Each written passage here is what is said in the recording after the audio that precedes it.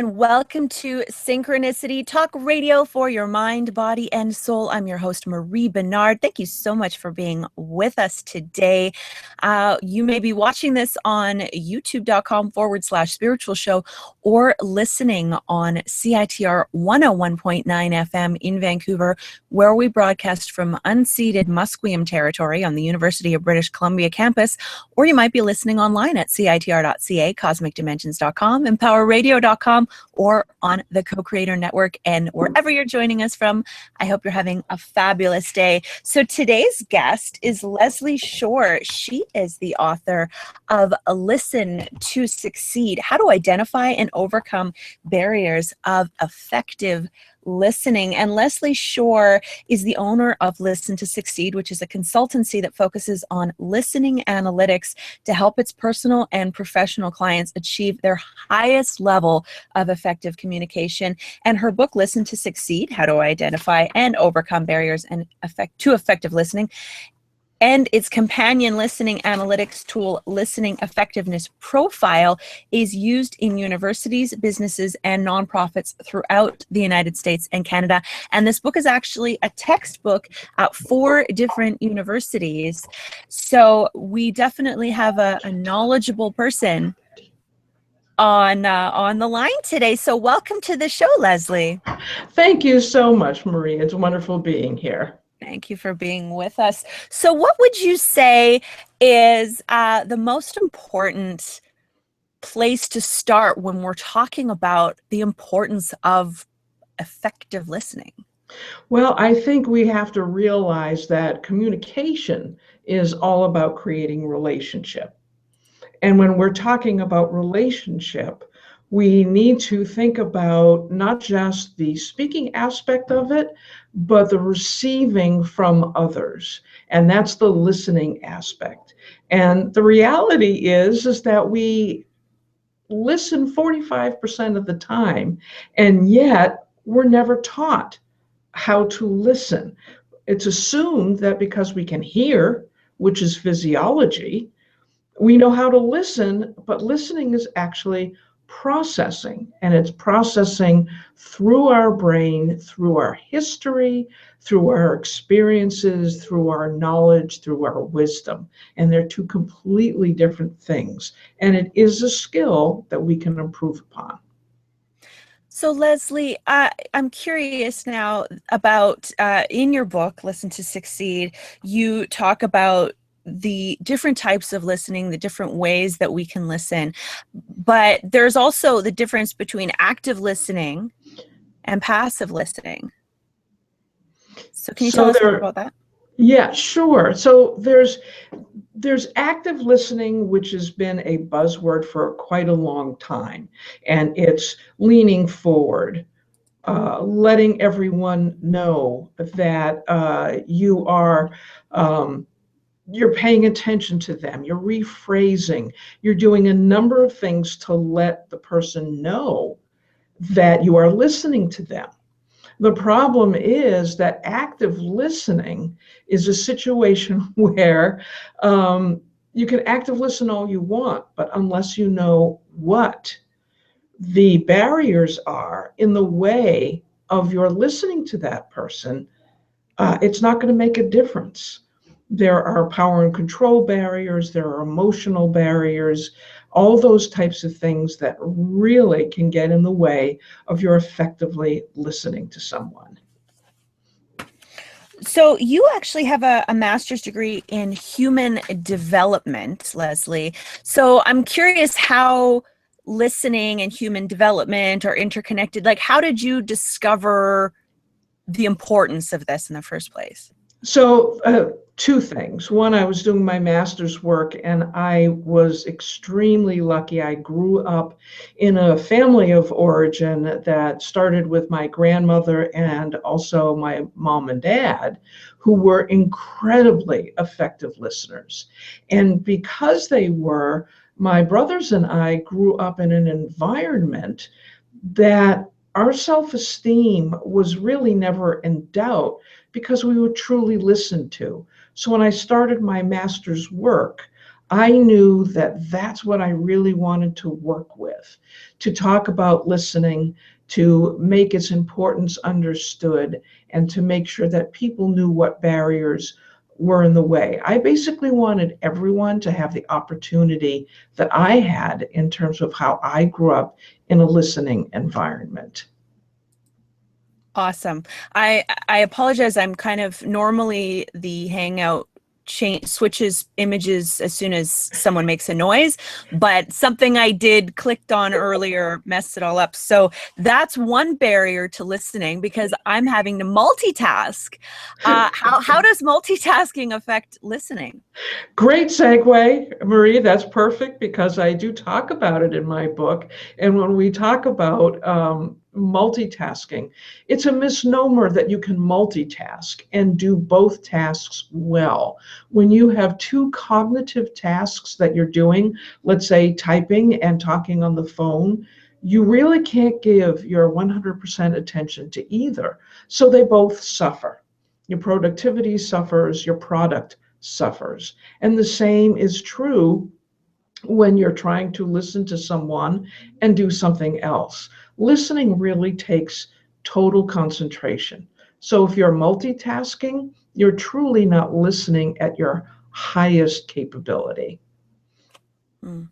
Now, Leslie, it's interesting because I feel like I multitask often. And I think that it's not even 50-50. Like if I'm trying to talk on the phone and read an article online, you would think that, okay, so maybe each task is getting half of your attention. But really, I don't even think that's the case. I think they both suffer, like maybe each task is getting 10%. I would agree with that completely because if you think about, if you look at your brain as a bunch of wires, just imagine how many times those wires get crossed and shorted out because what you're doing in that multitasking situation is you're overloading those wires and they're shorting out because they're trying to be in the same space at the same time. It just really doesn't work well at all. Another thing, maybe I won't focus so much on trying to move our images back and forth because that is diminishing my ability to effectively listen to you right now. But one thing, I read an article in the past couple of weeks about being more charismatic, and it said something along the lines of just the presence of a cell phone in the vicinity, even if the ringer is off, actually diminishes your level of charisma and the feeling that the person on the other end has of how much attention you're giving them. I feel it's a question of energy. And if your thought process or your attention is diverted for 5%, looking at that cell phone, wondering what's coming in or what might be going on, that energy is now being siphoned off elsewhere. And I love the word charisma because I think people who are charismatic are the type of people who actually are looking eye to eye, heart to heart, soul to soul. And that takes 100% of your energy, of who you are. And true people who are truly charismatic are those people who can listen to you and have their ego pushed completely aside so you know you are being listened to and they have no agenda that they're following. You feel totally listened to. Mm. So how different, I mean, for you, how wonderful that you were able to grow up in a home where you felt listened to and valued. I think that more often than not, people are just constantly self-conscious. They're worried about what other people are going to think of them. So they're automatically, half of their attention is internal and not paying attention to that other person. What have you noticed with working with people and that aspect of listening or self-esteem? Well, there are a couple of things. You can look at it from 2 points of view. There are a number of people in terms of their listening capability that when they take my learning assessment profile, find out that one of their issues is performance anxiety. And that performance anxiety literally has them figuring out what they're going to say in response to someone before that person even finishes talking. So in trying to make sure their self-esteem is intact by wanting to be intelligent in their response, they end up not listening to the end, and the opposite can occur. And that can be an interesting and difficult thing to understand about oneself, but it also happens to be one of the easiest things skill-wise that can be improved upon. And I think when we talk about self-esteem and listening, we in America, and I say we in America because you're in British Columbia, in America, we have this thing about the speaker having the power. And in reality, it is the listener that has the power. When you listen, you learn. When you speak, you don't. And Winston Churchill said, it takes courage to stand up and speak, but it also takes courage to sit down and listen. And self-esteem comes literally from knowing that you're being listened to. So imagine what you can give to another person by listening to them in a way that they know they're being listened to. It shoots their self-esteem up and it brings their blood pressure down.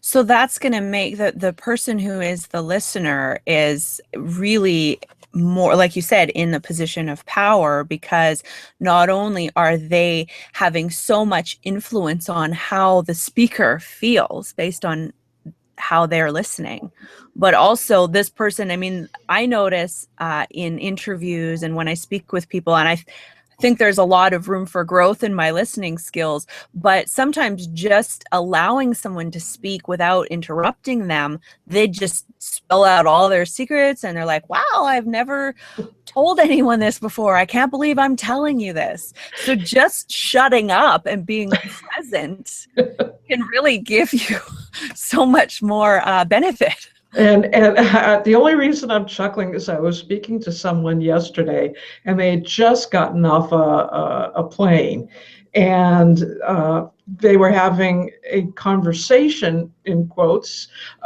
with the person next to them. And that person next to them just spoke for the whole 2-hour trip.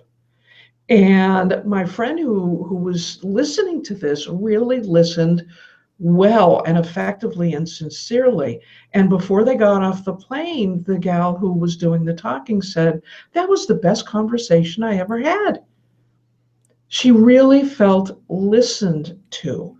And that's really a powerful place to be and to be present. And you really kicked one of the first keys, one of the first components of effective listening, and that's being present, pushing your own ego aside and allowing yourself to be the receptacle for, as you said, they will tell you everything if they know they're being sincerely listened to.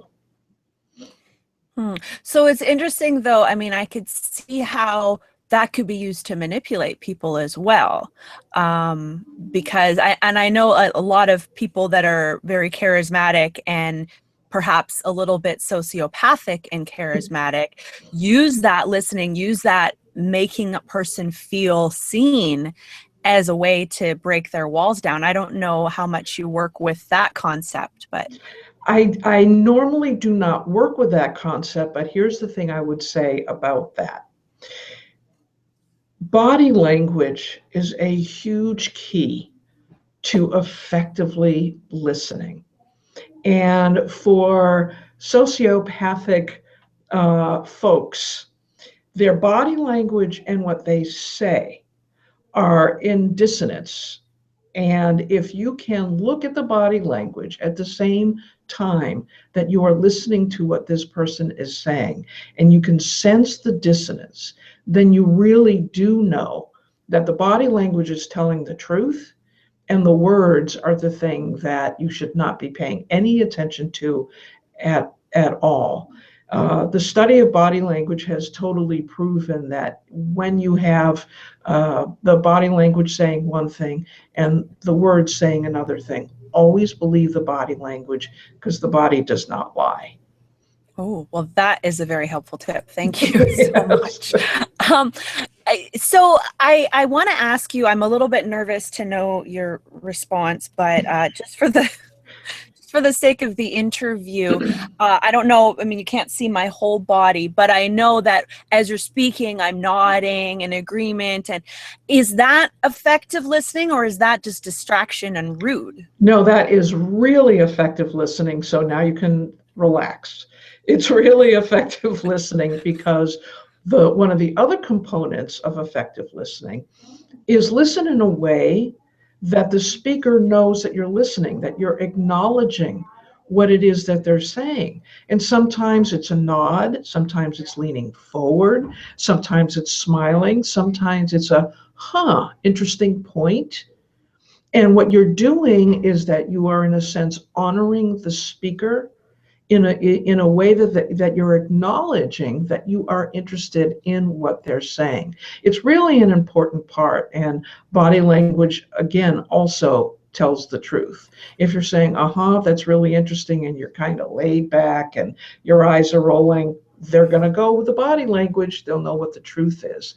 But if you are truly interested and you want to acknowledge the speaker in a way that has them continue, that is really a wonderful, wonderful way to effectively listen.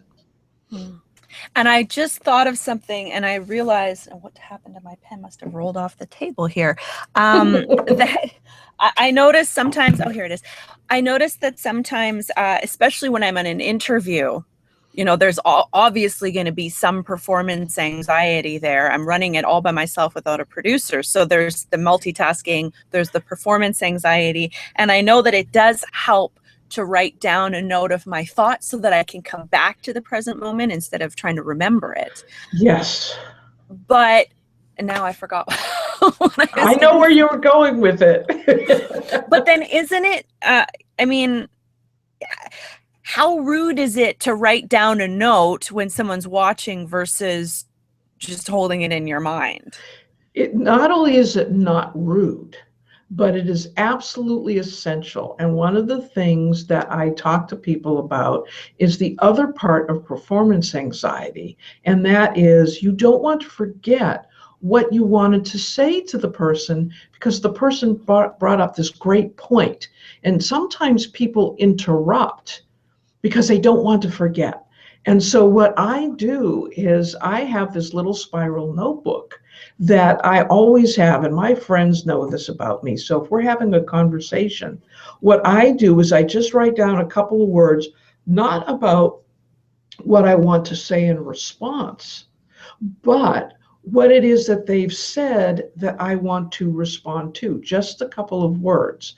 Because my grandmother said, listen without judgment and wait for the period at the end of the sentence before even formulating a reply.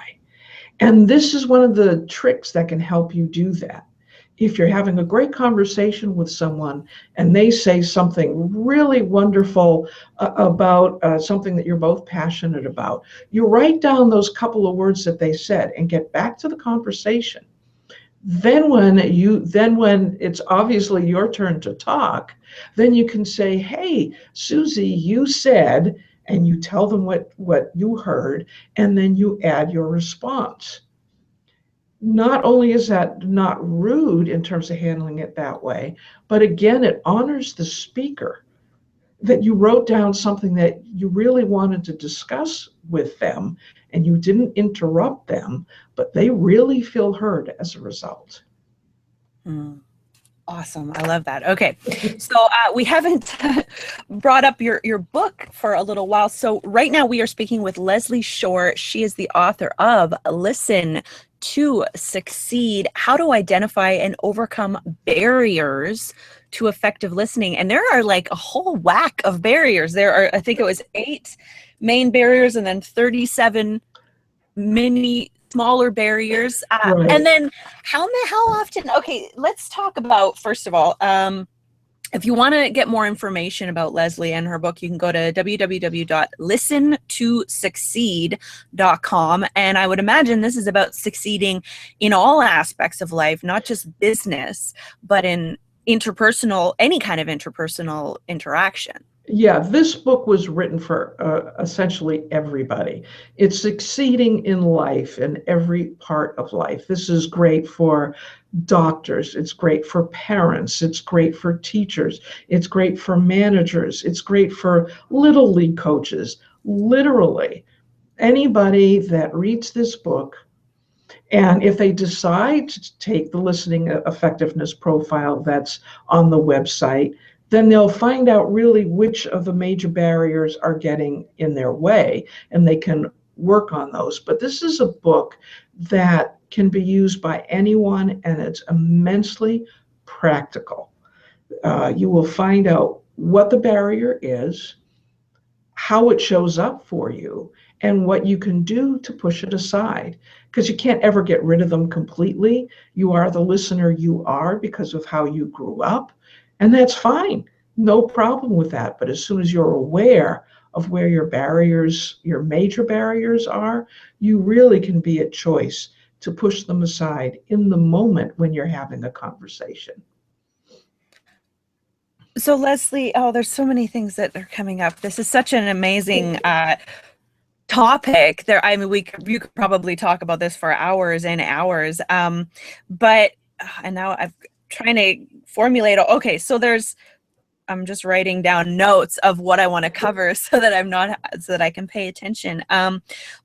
But one of the things is, I think, that people struggle with. You mentioned listening without judgment, letting the person finish speaking before you even start to decide what you want to say, which means there's going to be silence. Yes. People don't like that. They get nervous. People, what's interesting again is that it really depends on the culture. There are some cultures that actually don't mind the silence at all, because that silence is telling them that the person is really thinking about what they just said. Again, an honoring of the speaker. I think that European and European derivatives, such as Canadians and Americans, we have an issue with silence because we have this thing about the speaker really has the power, so we do anything to get it back. But silence is something that really says, I'm thinking deeply about what you just said. And one of the things that I do, and my friends all laugh at me, but they know what's going on. When they have said something and they know I'm thinking because I cast my eyes downward and I put my finger up. So it's kind of saying, I'm thinking about what you just said, and they'll keep silence. And then I will give my response. But it's a well thought out response, and it's a critical thinking response, and it's one where they really feel heard because I am giving them a response that makes sense in light of what they had just said. This is also, that made me think of, there's a dating and relationship expert, Alison Armstrong, and I don't know if you've heard of her, but she specializes in communication between men and women. Mm-hmm. And with men, especially because women are very much more naturally verbal, I think, on the surface. So we have answers, we know how we feel immediately, but a man, speaking in major generalizations, needs often to take more time to really, Alison Armstrong calls it the well, to go down into that well and really contemplate what his opinion is on that. And so when men and women are speaking, men so rarely get to actually share what they're thinking and feeling, because as soon as there's a moment of silence, the woman is like, blah, blah, blah, blah, blah, and we actually never get the amazing benefit of knowing what's really going on with this guy. It's so interesting that you say that, because people ask me, is there a difference between the listening effectiveness of men and women? And the answer is yes, depending on whether it's a woman-to-woman conversation, a man-to-man conversation, or a man-to-woman conversation. There are really, you're absolutely right that there are many different dynamics that play depending on the type of conversation. And you are so right that when we don't give the other person a chance to dig deep into that well, to come up with a response that is a measured and thoughtful response, we're really cutting off our own nose to spite our face.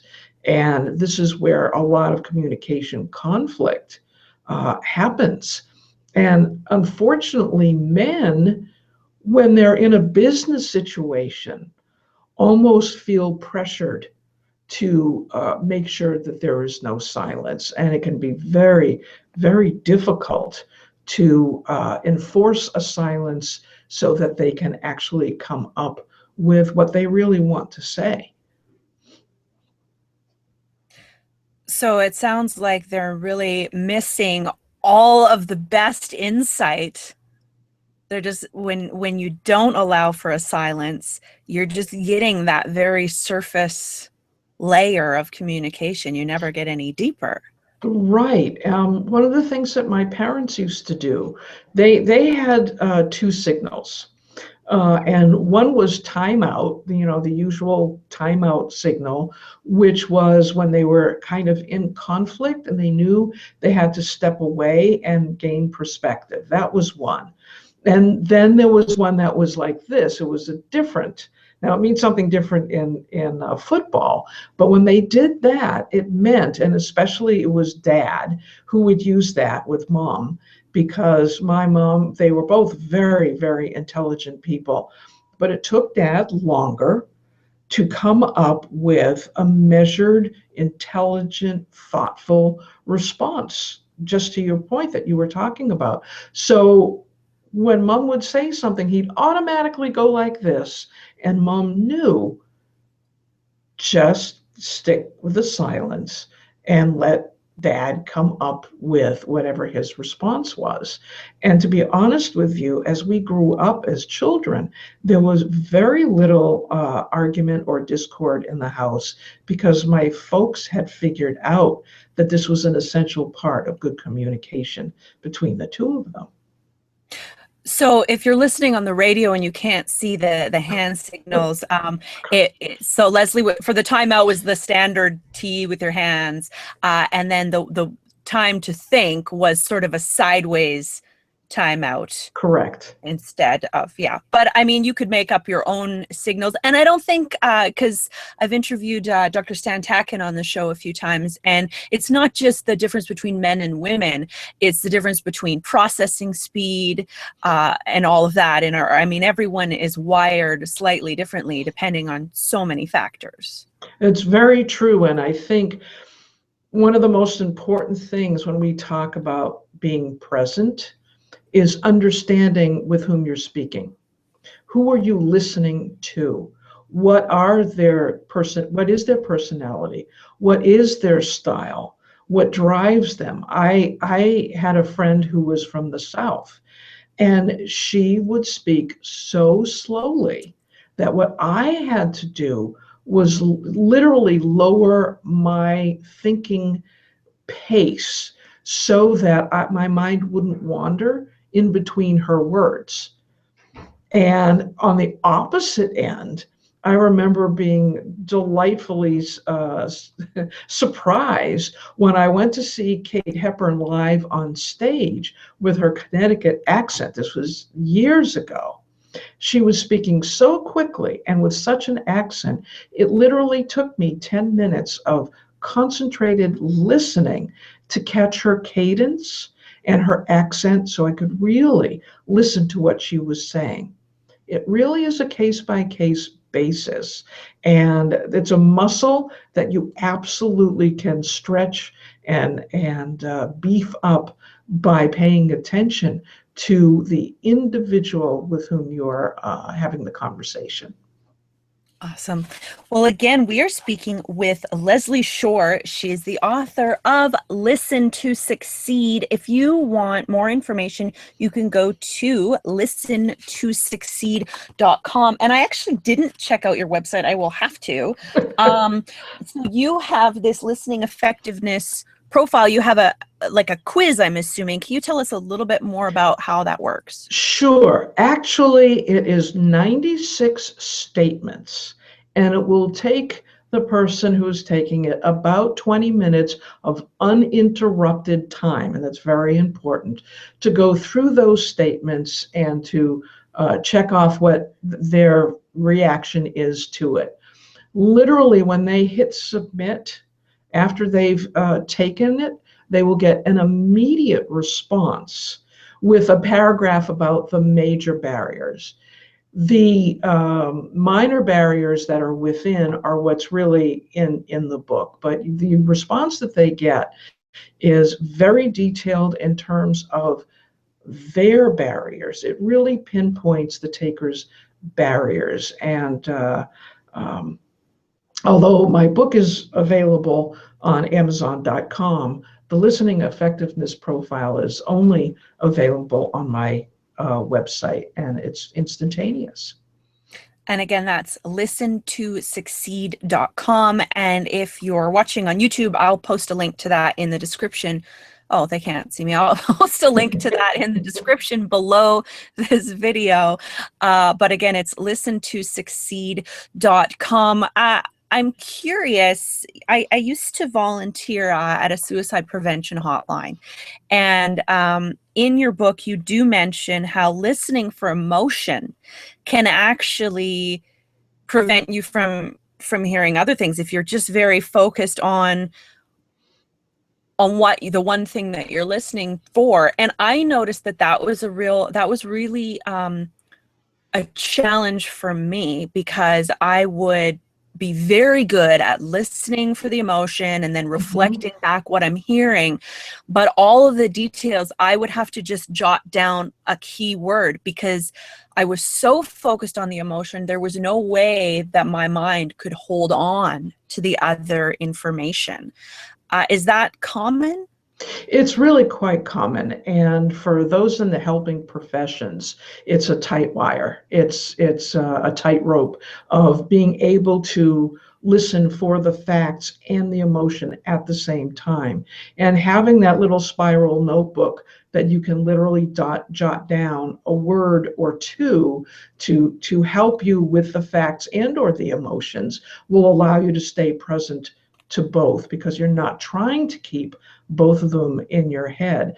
Now, what's really interesting about the helping professions, I remember once that I was working with a group of counselors at a domestic violence shelter, and they took the assessment, and one gal said, "I really don't like my results, but they're right." And it was just amazing. Everyone laughed around the table, but what it really spoke to was exactly this issue, that she had a tendency to listen for one or the other, facts or emotion, but she too was having an issue of being able to do both simultaneously. And so there were some tips and tricks that I was able to give them all to help them to be able to do that. So, yeah, I mean, it almost feels like even though you're doing the one task of listening, it seems like listening, I mean, ideally you're looking at body language, you're listening for emotion, tone of voice, speed, all of that, and the facts. That in itself seems like multitasking.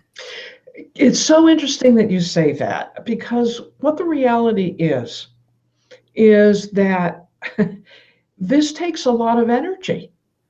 And I don't think people realize how much energy effective listening takes, especially when you're beginning to work your muscles and get more effective in certain areas. I liken it to some sports analogies, and that is when you have a batter standing in the batter's box. There are literally a lot of moving parts going on there for the batter to think about. Where's the weight of his back foot or her back foot? Where are the wrists? Are they cocked correctly? I'm watching the ball come in. Do I see a spin? So there's a lot of things happening just to get to the point of hitting the ball. And yet we don't think of it as all these moving parts. It's just someone batting and either popping out or getting a home run or somewhere in between. The same thing happens with listening. We can pop up or we can hit a home run. It's just a question of how effective are we being in all the different pieces. Yes, it's multitasking, but it's all towards one thing, and that is being present so that the speaker feels totally heard. Leslie, that I'm curious, and I'm sure with all the work that you've done, and there must be a lot of research on this subject. You were talking about the baseball.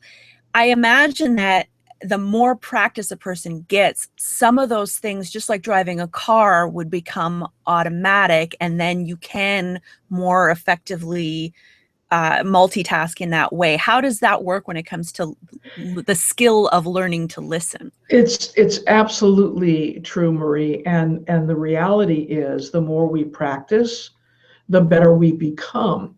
And part of the practicing is knowing what your particular barriers are.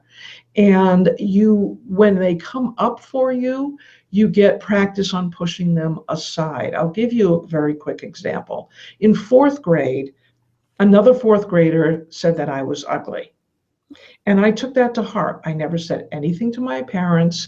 I just took it in with no filter at all. And for years, when people would say, oh, that person is ugly, I would go off in this rant in my head for about 15 seconds. Don't they realize ugly's on the inside, not the outside? Use the word plain or homely or something of that nature. And of course, while I'm going through that rant, I'm not listening. When I realized what was happening, I learned that when that first came up, I could literally, through practice, push it aside and say, I'll get to that later. And so the same is true of any of the barriers, that the moment you know that it's a barrier of yours, when it comes up, you can be at choice as to whether or not you want to push it aside or not. And it does take strength, and it takes courage, and it takes practice to be able to get it down to a nanosecond, but it is entirely possible. Awesome. Leslie, I'm actually curious. I imagine the questions on the listening effectiveness profile questionnaire are self-evaluating. But Yes. with all the experience that you have in teaching effective listening, how often do you think that you're able to spot people's barriers that they might not even be aware of? Considering I've now been doing this for about 15 years, I'm pretty successful at spotting the listening barriers of people pretty quickly, because I can sense through their body language when I'm speaking as to what's going on for them. I can sense when they're interrupting as to why they're interrupting. Are they interrupting because they've got anxiety, or are they interrupting because they need to get the floor back? And that's a power and control barrier. After a while, when you start to become an effective listener, you can see in others what's going on with them.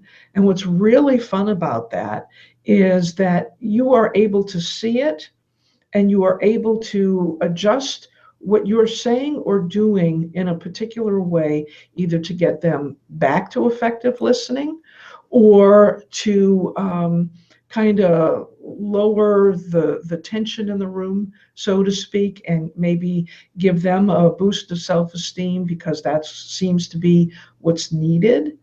You get pretty good after it. Get pretty good with it after a while because you see it in yourself, and through reading the book, you can see all the barriers and you can see it in others.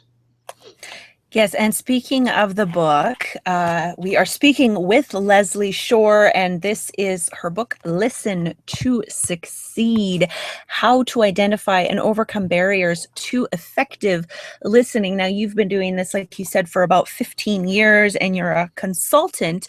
So what do you do with people who call you up and need your help?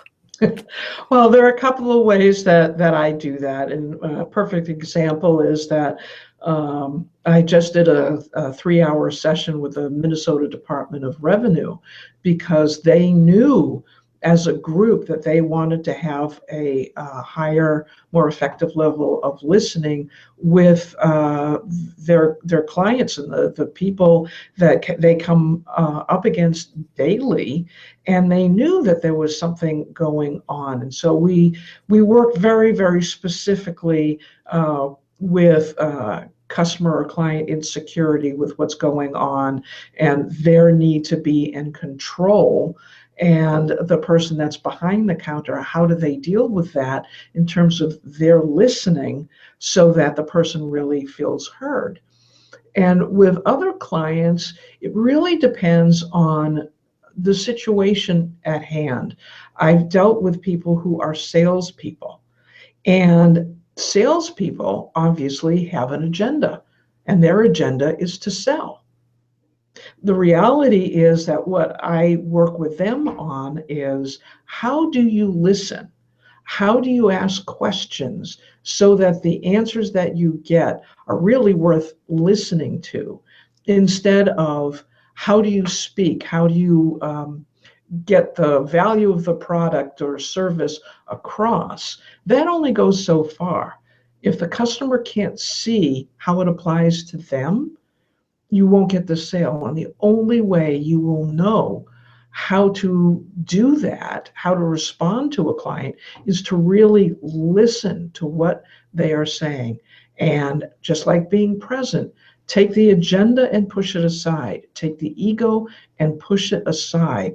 And make sure that the customer or client across from you feels totally heard. So those are a couple examples.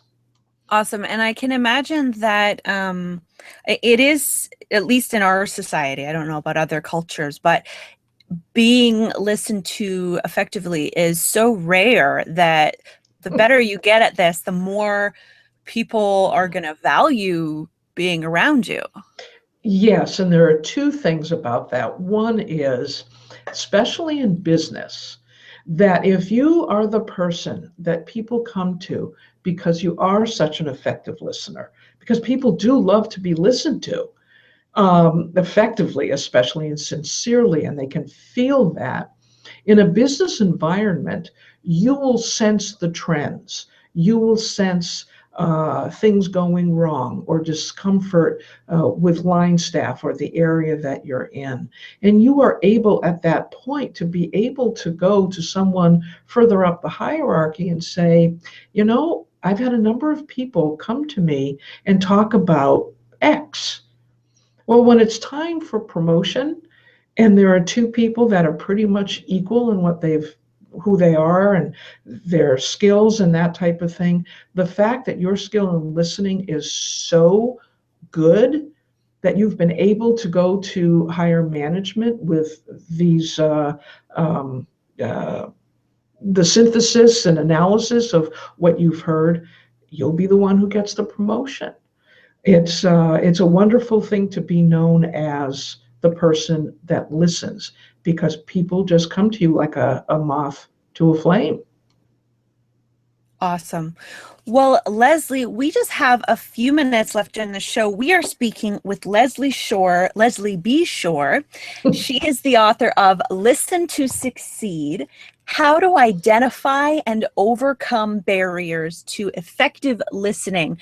And if you want to find out what some of your barriers are and get that listening effectiveness profile, you can go to her website, listentosucceed.com. You can also order the book from there, I'm assuming, or you Yes. can go to amazon.com or anywhere that books are sold. And one of the things, I didn't mention it yet, we started talking about it before the interview, but I really like how it's not filled with a lot of extra words. It's very easy. It's just the straight up facts. It's practical. It's user friendly. Yeah, because sometimes you see these books and they're this thick, and it's like you really could have summed that up in 50 pages. So I appreciate that it's enough. I mean, you have pictures and diagrams and all of that, so it's enough to get the full understanding, but there aren't a lot of extra words. And actually, I imagine that part of the ability to do that comes from your ability to effectively listen. Well, I think what's interesting is, and I'm chuckling only because one of the things that people have said to me is that the book is tremendously accessible. That the fact that I am not using what we call 50-cent words, the ones that you have to go to the dictionary to look up, to me that it just seems so silly. I want this information and I want this skill to be in the hands of everyone. I don't care if it's a 16-year-old who wants to do peer coaching in high school, or it's an 80-year-old who wants to have a wonderful relationship with the grandchildren, and it's just having some issues getting there. And I want it to be for everyone in every profession. And that's why I made it so accessible. And the thing is, when you strip things down to their core, which is what I've done here, I think the accessibility is there. I think the readability is there. And to your point, I think it's effective in terms of what it does. And just a side note is that my mom, who was an English teacher, and actually edited doctoral theses, was my editor. She and I became editor and author. We took off one hat of mother and daughter and put on editor and author. And boy, that was a listening clinic in and of itself. I can imagine.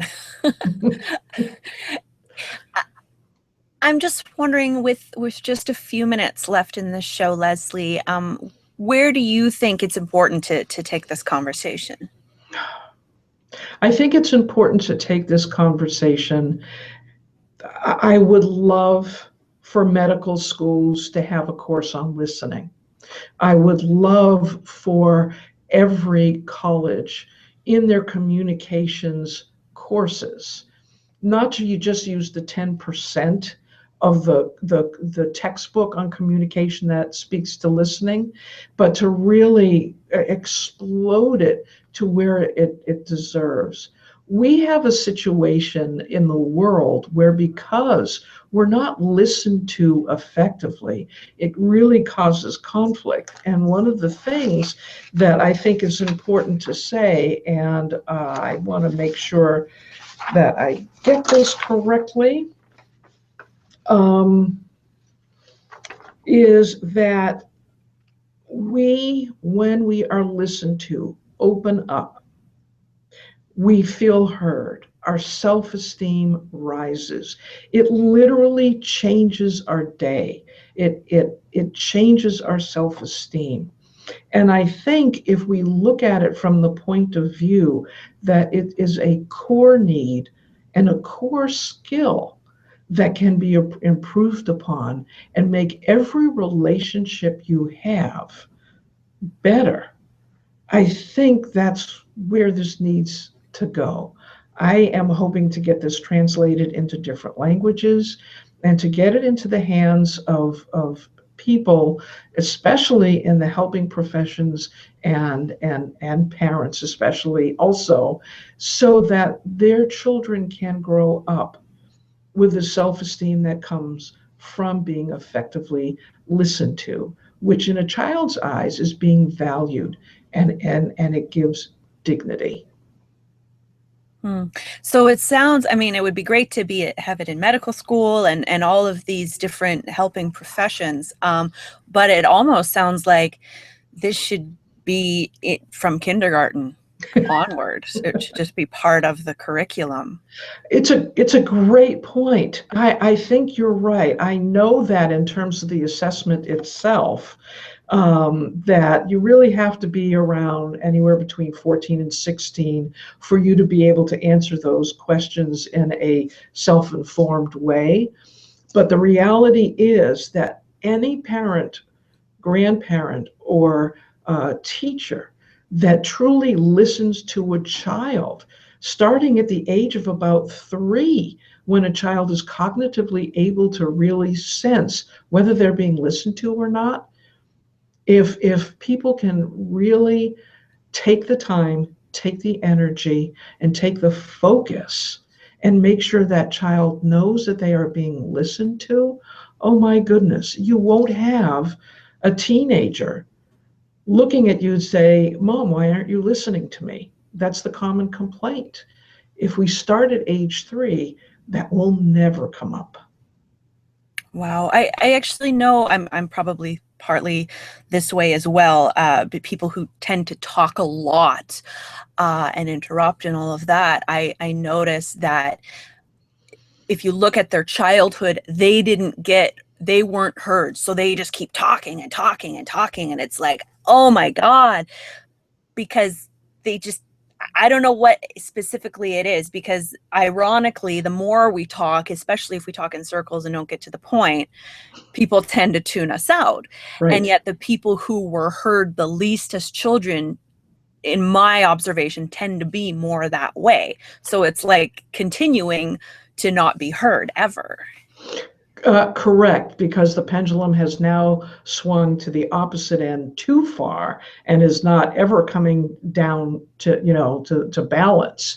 And the wonderful thing, though, Marie, is that that person, if they find one friend who listens to them constantly and effectively, that one friend can make a huge difference in the communication of that person, because in feeling sincerely listened to, they actually will slow down. They'll actually have a period at the end of the sentence, and they actually will feel so honored, and their self-esteem will be good, that they can actually handle a response instead of having to be in the position of being the speaker all the time. Hmm. Wonderful. Well, we are just about out of time, and it's been such a pleasure speaking with you, Leslie. Again, Leslie Shore, Listen to Succeed is the book. ListenToSucceed.com is the website where you can find out what's wrong with the way that you listen, and hopefully find some other ways, other strategies to improve upon that. So I'm wondering, Leslie, before we wrap up, is there anything else that you'd like to say before we say goodbye? Yes, and it is that you are the listener that you are because of the way you grew up, your family of origin, your first jobs. That is who you are right now. But as any other skill, you can become more effective and you can become better at it. And the reality is that even though one of the first keys is being non-judgmental and the other key is being present, that is a muscle that you can pump that muscle, and it can become better and better and better. Everything can change for you and this person that you are listening to. It does work. You can become a more effective listener. Awesome. Well, it is time to say goodbye. Leslie, please don't go anywhere. I want to ask you some things after, but yeah, I get to ask whatever I want and you don't get to hear. But no, I want to connect you hopefully with some people, because I feel like this is such an important skill and we do need more. What a better world it would be if people could listen to each other. Oh my gosh, politicians, that'd be great. Oh, yeah. Okay, so thank you so much for your time, Leslie. This has been Synchronicity Talk Radio for your mind, body, and soul. I'm your host, Marie Bernard. Thank you so much for joining us today. I hope that you found this helpful. Again, you can go to Leslie's website, listen2succeed.com. And if you found this interesting or beneficial, please do share this interview in whatever format with someone else you think might appreciate it. Subscribe to this channel if you're watching on YouTube. And I want to send you lots and lots of love. Be well. Namaste.